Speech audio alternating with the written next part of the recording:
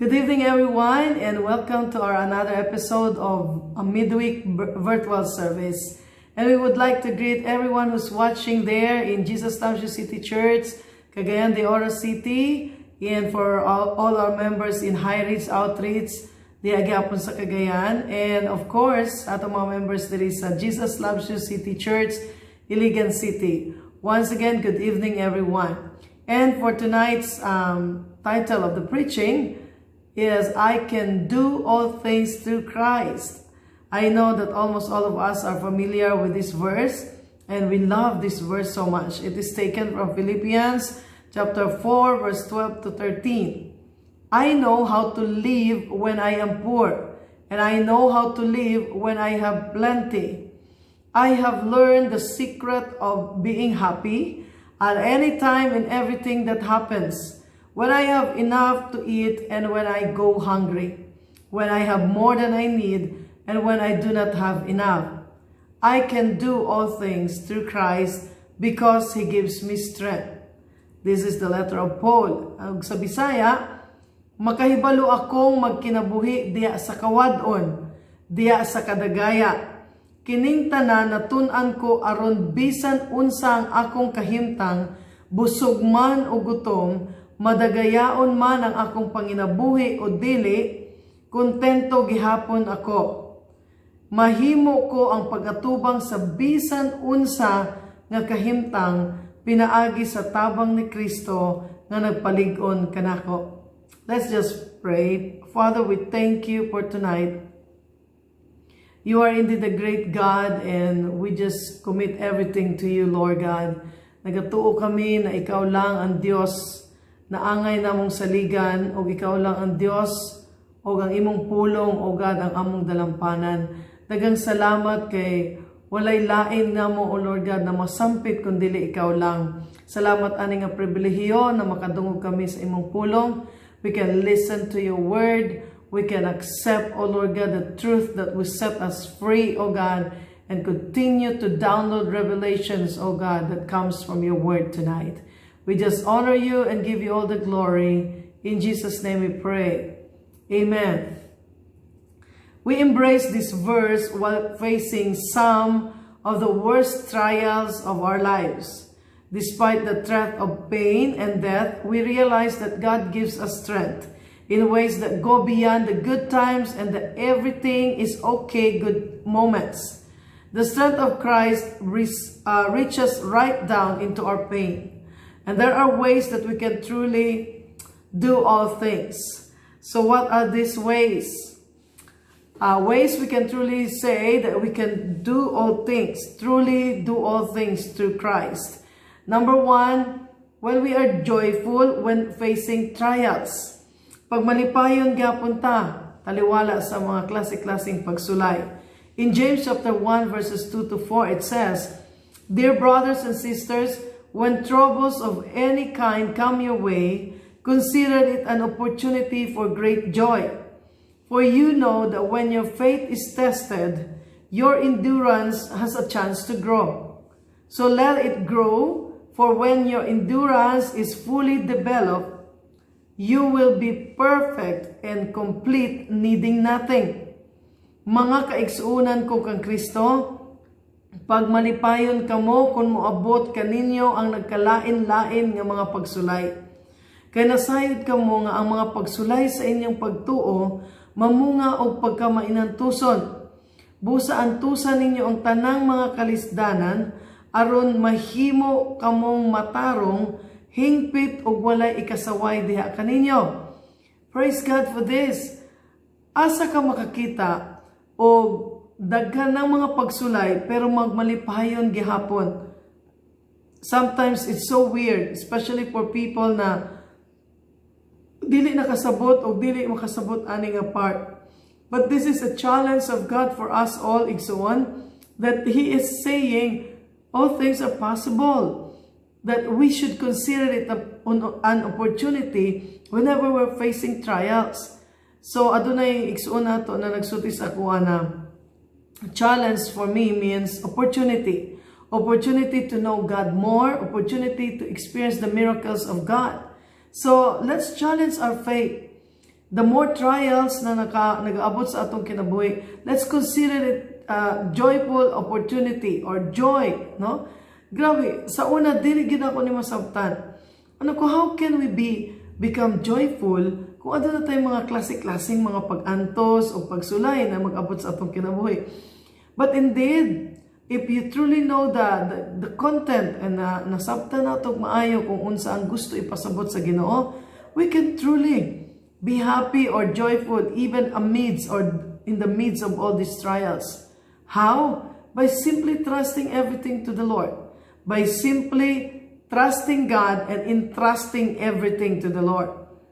So, ano ko nga, in spite of all these trials na nag-abot sa atong kinabuhi, wala man gyud tay solution kung dili ta magtawag sa Ginoo. That is why, every time na adunay mga pagsulay, consider it great joy because you just exactly know na naay buhaton ang Dios along the way once you entrust all those trials before the Lord.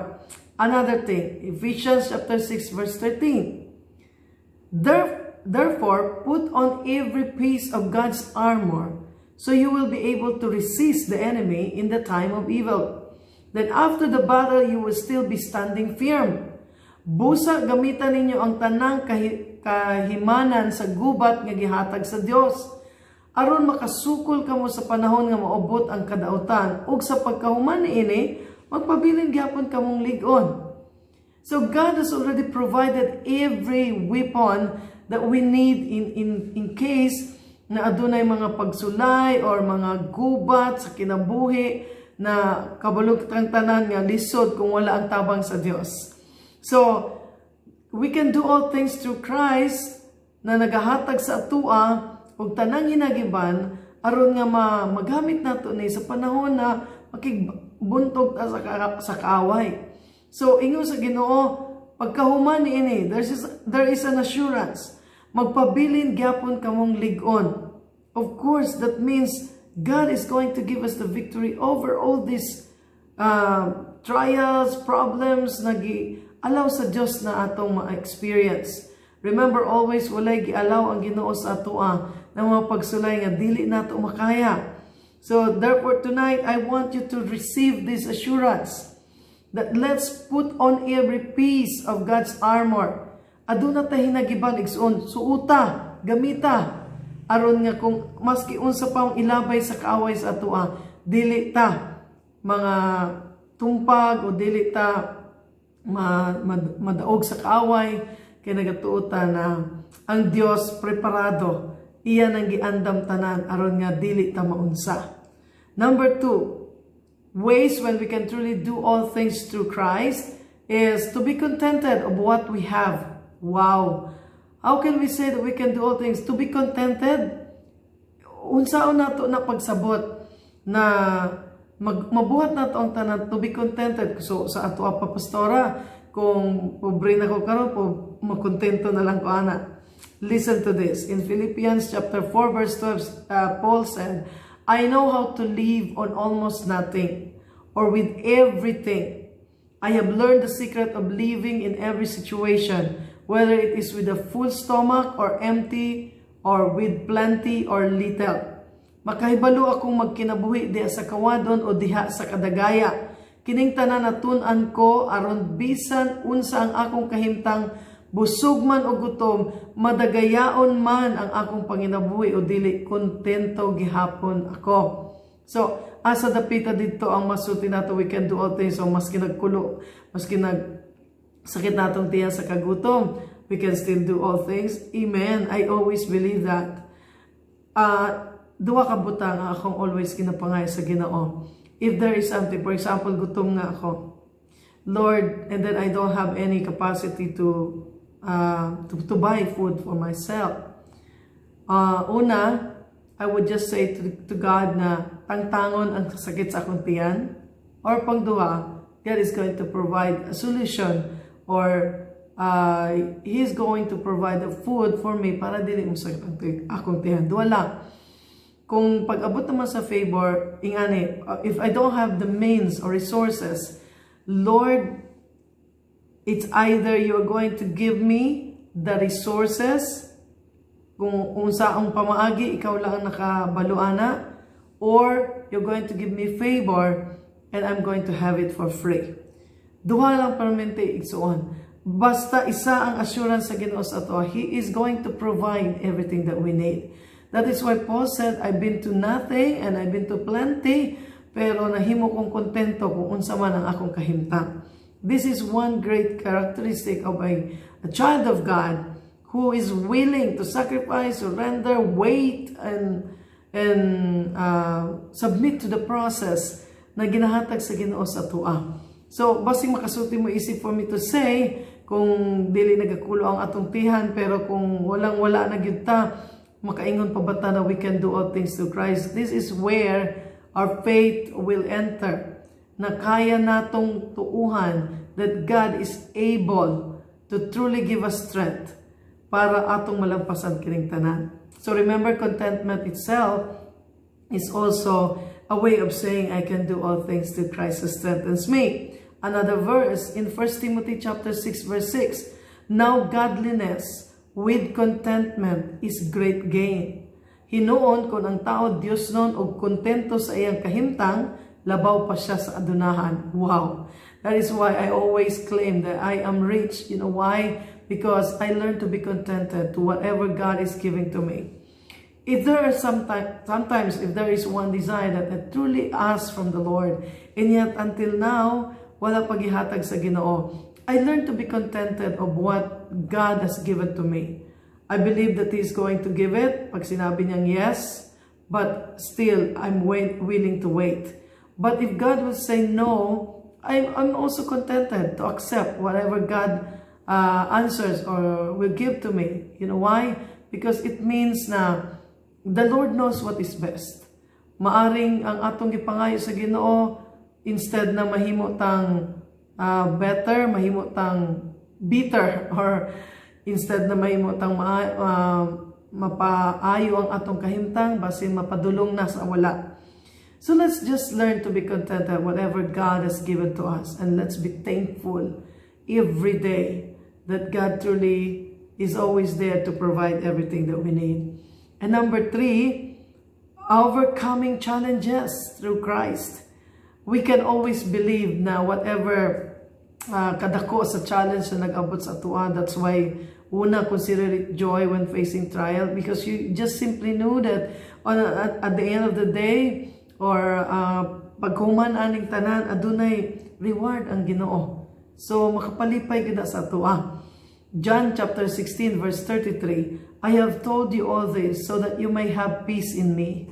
Here on earth you will have many trials and sorrows, but take heart because I have overcome the world. Gisulti ko kining mga butanga kaninyo, aron may kalinaw kamo tungod sa inyong pagtuo kanako.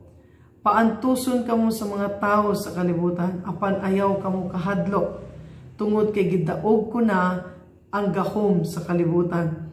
There is an assurance of God na dili ta angay nga mahadlok maski unsa pay pagdaog-daog sa kalibutan sa atoa, because simply He already said that I have overcome the world. So ang atong victory nakadepend sa atong Ginoo, igsoon. Never sa atong ability, wala sa atong intellect. It's all from God. He is always the source of victory in our lives. That is why confident ta na mo claim that I can do all things to Christ who strengthens me, because naanay assurance atong kasing-kasing na maski unsa pa ang klase nga gubat na atong sa gubangon sa atong kinabuhi, God is able to give us the victory. That is why in 1 Corinthians chapter 15 verse 57 says, but thank God, He gives us victory over sin and death through our Lord Jesus Christ. Apan salamat sa Dios tungod kay pinaagi sa atong Ginoong Hesukristo, gihatagan niya kita og kadaugan ni anang mga butanga. God is just so good. Giandam niya na ang victory sa atoa. Dito pa lang sa pag-forgive niya sa atong mga sala. Tungod kay napamatay siya sa cross aron lang ma-save tang tanan. It is already a victory.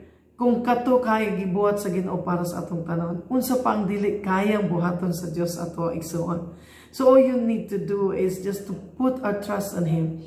Once Paul said that I can do all things through Christ who strengthens me. The same God that Paul is serving is the same God that we are serving right now.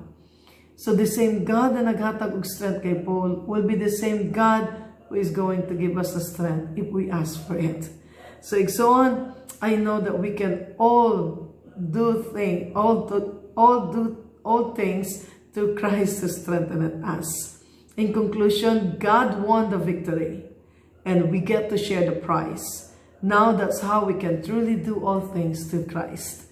So igsoon, I may not know what's you're experiencing right now.